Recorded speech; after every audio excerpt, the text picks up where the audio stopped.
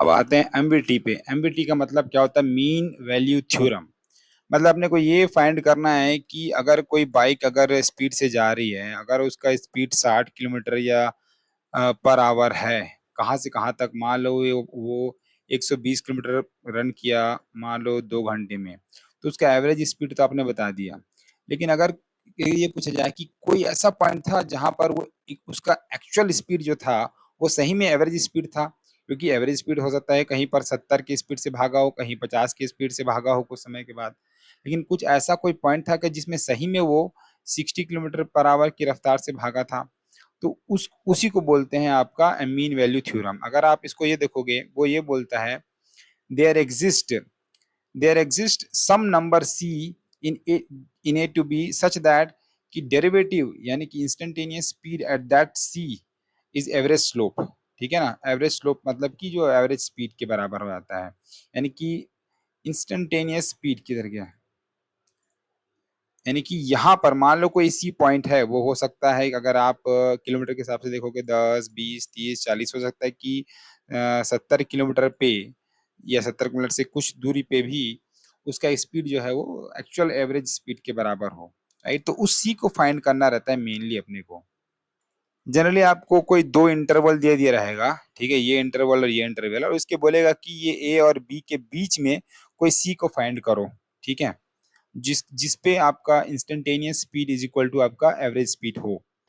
तो general rule क्या है आपका एमवीटी का? तो पहला तो ये होना चाहिए कि वो जो जो फंक्शन है वो कंटिन्यूअस होना चाहिए, कोई ब्रेक नहीं होना चाहिए, और डिफरेंशिएबल होना चाहिए दोनों पॉइंट पे जहां जहां से आपके बीच की बात बोल रहे हो, यानी कि गाड़ी चलती ही रहनी चाहिए। ठीक है? और उसका रेट ऑफ चेंज मिलते रहना चाहिए। ठीक है?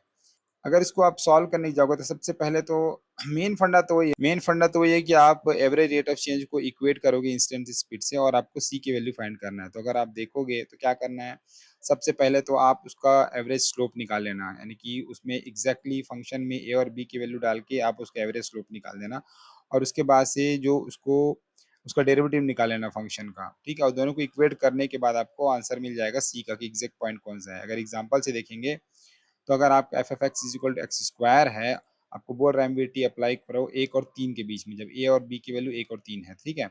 तो ए की वैल्यू आप उसका स्लोप निकाल लो बी माइनस ए करके, तो ये 9 स्क्वायर - 1 स्क्वायर डिवाइडेड बाई आपका 3 - 1 हो जाएगा, तो 4 हो जाएगा। तो आपका एवरेज स्लोप पता चल गया।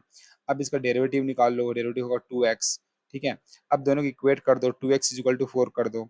अब x जो है वो एक प्लेस होल्डर था। राइट? ये बेसिकली x की सभी वैल्यू पर 0, 1, 2, 3, 4, 5, 6, तो मान लो कि अब x की वैल्यू c है, मान लो कि अब ये 17 है, 70 है, तो उसको c से रिप्लेस कर दो, ताकि अभी कोई एग्जैक्ट वैल्यू मिल गया है, कोई c नंबर है जहां पर हम ये मान के चल रहे हैं कि instantaneous speed is equal to the average speed. ठीक है? तो उसको x को c से रिप्लेस कर लो, फिर आपको c की वैल्यू मिल जाएगी, यानी कि c इज इक्वल टू, यानी कि 2 किलोमीटर पे, राइट, आप ये बोल सकते हो, राइट, आपका एवरेज स्पीड है इंस्टेंटेनियस स्पीड के बराबर।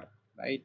तो क्वेश्चन ये है कि अगर function f f x equal to x to the power 3 है, तो अपने को फाइंड करना है कि क्या कोई ए और बी के, यानी कि 1 और 2 के बीच में कोई ऐसा वैल्यू सी है क्या जहां पर एवरेज रेट ऑफ चेंज जो है is equal to instantaneous speed, यानी कि, है ना, सेम। तो अपन पहले क्या फाइंड करेंगे, पहले average rate of speed find कर लेंगे। उसका क्या फार्मूला है?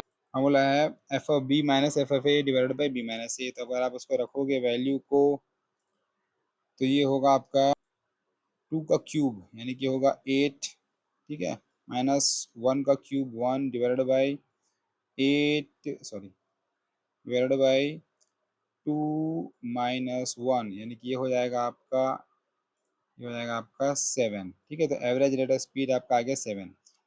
अब निकालना है इंस्टेंटेनियस स्पीड, यानी कि डेरिवेटिव निकालना है। तो डेरिवेटिव ऑफ अगर इसका निकालोगे तो क्या होगा, आपका होगा 3x² n, है ना, n x पावर n-1 से हो जाएगा। तो अब इस दोनों को इक्वेट कर दो, यानी कि 3x⁴ इज इक्वल टू 7 कर दो, और इसको c से रिप्लेस कर दो, कि मान लो कि ये c है, तो क्या हो जाएगा, c² इज इक्वल टू हो जाएगा आपका 7/3। तो आपका c इज इक्वल टू हो जाएगा √7/3। अब इसको कैलसी से अब निकालोगे, रूट। ठीक है? तो आप 7/3 का रूट निकालोगे तो आएगा 1.17 अप्रोक्सीमेटली। 1.13 अप, तो 1.53 पे आप बोल सकते हो कि average rate of change is equal to instantaneous speed. तो इस तरीके से आप निकालोगे।